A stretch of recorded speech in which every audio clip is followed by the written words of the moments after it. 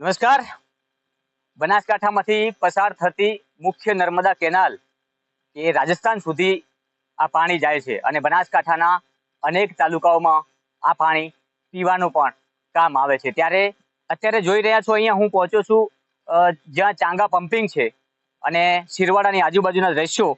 અને ત્યાં એટલા માટે પહોંચ્યો છું કે આમ તો સરહદી વિસ્તારમાં વારંવાર કેનાલોમાં મોટા પ્રમાણમાં ગાબડા પડતા હોય છે. આ ગાબડા પડવાનો સિલસિલો બનાસકાંઠામાં યથાવત છે. અને પણ અહીંયા મુખ્ય કેનાલમાં જ્યારે ગાબડા પડતા હોય છે ત્યારે આજુબાજુમાં રહેતા જ્યારે ખેડૂતો હોય છે, આજુબાજુના ગ્રામીણ વિસ્તારના લોકો હોય છે, એમના જીવ તાળવે ચોંટી જાય છે. અને હાલ જે દ્રશ્યો હું જ્યાં ઊભો છું ત્યાં તમે જોઈ રહ્યા છો 15-15, 20-20 ફૂટના ગાબડા પડી ગયા છે. અત્યારે એક માટીકામની શરૂઆત કરાઈ છે મીડિયાના માધ્યમમાં. જ્યારે મીડિયામાં આ જ્યારે તસવીરો અહેવાલ પ્રસિદ્ધ થયા એના બાદમાં તંત્ર જાગ્યું છે, અધિકારીઓ દોડ્યા છે અને આપ જોઈ રહ્યા છો અહીંયા માટીકામ ચાલુ કર્યું છે આ જે ગાબડા છે એ બુરવા માટે. પરંતુ માટીકામથી ચાલશે નહીં.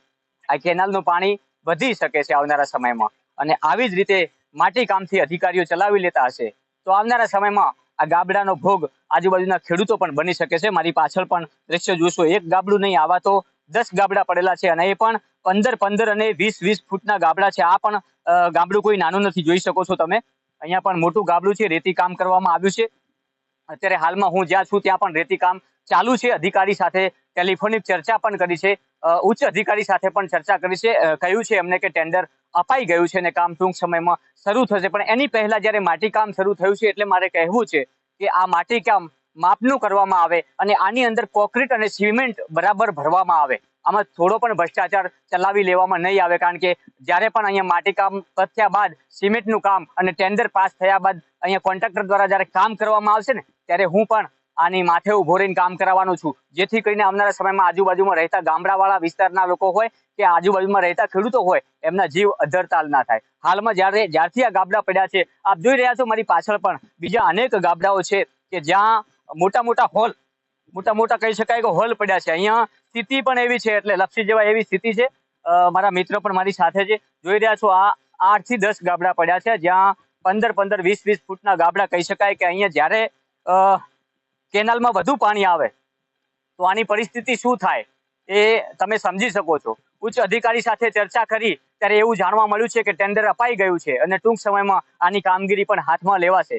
જ્યારે અહીંના સ્થાનિક જે કર્મચારી છે એમની સાથે વાત કરી એટલે કીધું કે હું મારા ખર્ચે આ રેતી કામ કરાવી રહ્યો છું. મને લાગતું નથી ગુજરાતમાં કોઈ પણ કર્મચારી પોતાના સ્વ ખર્ચે કામ કરાવી શકે, કારણ કે ભ્રષ્ટાચાર સિવાય કંઈ કામ કરવું જ નથી. આમાંથી કેટલા પૈસા મળવાના છે આવનારા સમયમાં આ કેલ્ક્યુલેશન મારીને અધિકારી કામ કરતા હોય છે. ત્યારે મારી સાથે અહીંના સ્થાનિક પત્રકાર છે પ્રહલાદભાઈ બકોલા, જે શિરવાડાના વતની છે. પ્રહલાદભાઈ, તમે અહીંના સ્થાનિક છો, લોકોનું શું કહેવું છે જ્યારથી આ ગાબડા પડ્યા છે? સતત કાંકરેજ વિસ્તારના જે નર્મદાની મુખ્ય નહેર જ્યાંથી પસાર થાય છે તેના અને આ જે ગાબડાઓ પડ્યા છેલ્લા 1.5-2 મહિનાથી આ ગાબડાઓનો સિલસિલો યથાવત છે. વારંવાર રજૂઆત કરવા છતાં લોકોમાં ભય અને માહોલ એવો સર્જિત થઈ ગયો છે કે ત્યારે ખેડૂતોમાં તો ખાસ કરીને રાત્રે એ લોકો જે કેનાલમાં આજુબાજુમાં રહેવાવાળા વિસ્તારવાળા જે લોકો છે એમના એક ભય એટલો છે કે ક્યારેક ગાબડું પડી જાય અને પાણી જે પૂરનો એક સ્થિતિગ્રસ્ત થાય એવી પરિસ્થિતિ અહીંયા સર્જાય એવું છે. એટલે લોકો મોસ્ટ ઓફલી રાત્રે અહીંયા સુતા નથી, જાગે જ છે એમ કે આ ક્યારેક પણ આ હોનારત એક ભરૂચમાં હમણાં બની એવો પ્રકારનો આ એક ઇસ્યુ બને એવું લાગી રહ્યું છે. અને અહીંયા સ્થાનિક જોકે અધિકારીઓને અહીંયા બેદરકારી, ઘોર બેદરકારી હોય એવું પણ દેખાઈ રહ્યું છે આપના માધ્યમથી. અને બીજા નંબરમાં કે રજૂઆત અમે વારંવાર સ્થાનિક લોકોને એવું કહેવું છે કે અમે રજૂઆતો કરી છે છતાં અમારો આંખ આગળ કાન અને આંખ આગળ અમારા હાથ છે એ પ્રકારની એક દ્રશ્યો અહીંયા દેખાઈ રહ્યા છે અને આપ જોઈ રહ્યા છો. જે પ્રકારે વાત કરી અહીંના સ્થાનિક પત્રકાર છે, કારણ કે સ્થાનિક ખેડૂતો એમને રજૂઆત કરતા હશે, પત્રકાર લેવલથી ઘણી બધી રજૂઆતો આવતી હોય છે ને અમે ઉપર સુધી એમના અવાજો પણ પહોંચાડતા હોય છે. પરંતુ અત્યારની હાલની સ્થિતિ અહીંયા નર્મદા મુખ્ય કેનાલ જે બનાસકાંઠા જિલ્લામાંથી પસાર થતી હોય છે ને ત્યારે આ કેનાલ ઘણીવાર ઉપરવાસમાંથી વધુ પાણી છોડવામાં પણ આવતું હોય છે. ફૂલ ભરાઈને આ કેનાલ જતી હોય છે અને ઘણા આ કેનાલ થકી બનાસકાંઠાને ઘણો બધો લાભ થયો છે અને હજુ પણ આવનારા સમયમાં થશે, કારણ કે પાણી એ જીવન જરૂરિયાત વસ્તુ છે. પાણી આવે છે એના માટે ખેડૂતો ખૂબ રાજી છે, આ વિસ્તાર પણ ખૂબ રાજી છે કે આ વિસ્તારમાંથી મુખ્ય કેનાલ પસાર થઈ છે અને રાજસ્થાન સુધી આ પાણી જાય છે. પરંતુ ક્યાંક ને ક્યાંક અધિકારીઓની ઘોર બેદરકારી સામે આવતી હોય છે અને આવા મોટા મોટા ગાબડા પડતા હોય છે, પરંતુ અધિકારીઓ આંખ આડા કાન કરતા હોય છે. કારણ કે જે રીતે આપ જોઈ રહ્યા છો છેલ્લા કેટલાય સમયથી અહીંયા આ જે કામ કરવામાં આવી રહ્યું છે, આ કોન્ક્રીટો જોઈ રહ્યા છો, આવી પરિસ્થિતિ છે.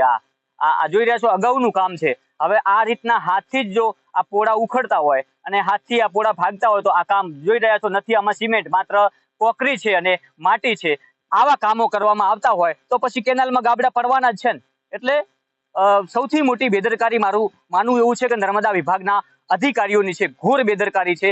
માત્ર ને માત્ર પોતાના ખિસ્સા કઈ રીતે ભરાય એનું કેલ્ક્યુલેશન મારીને જ અહીંયા કોન્ટ્રાક્ટરોને કોન્ટ્રાક્ટ પણ આપતા હોય છે. કારણ કે કોન્ટ્રાક્ટર અને અધિકારીઓ જ્યારે મળે છે ને ત્યારે જ આવા મોટા ભ્રષ્ટાચારના ગાબડા પડતા હોય છે. અને આ ગાબડા માટે અમે લડવા પણ તૈયાર છીએ. કારણ કે અહીંયા આજુબાજુ રહેતા વિસ્તારના લોકો, આજુબાજુ રહેતા વિસ્તારના ખેડૂતોના જીવ અત્યારે અદ્ધર તાલ છે જ્યાં સુધી આ ગાબડા નહીં પૂરા ત્યાં સુધી. કારણ કે ઉપરવાસમાં કદાચ વધુ પાણી આવે તો શક્યતા વધી શકે છે. કારણ કે 2 વર્ષ પહેલા આવી જ ઘટના કોતરવાડા વિસ્તારમાં બનેલી છે અને ખેડૂતોનો લાખો રૂપિયાનો જે અનાજની વાવણી કરેલ હતી એ લાખો રૂપિયાનો જે અનાજ હતું એ બગડ્યું તો ખેડૂત પૈમાલ બની ગયો હતો.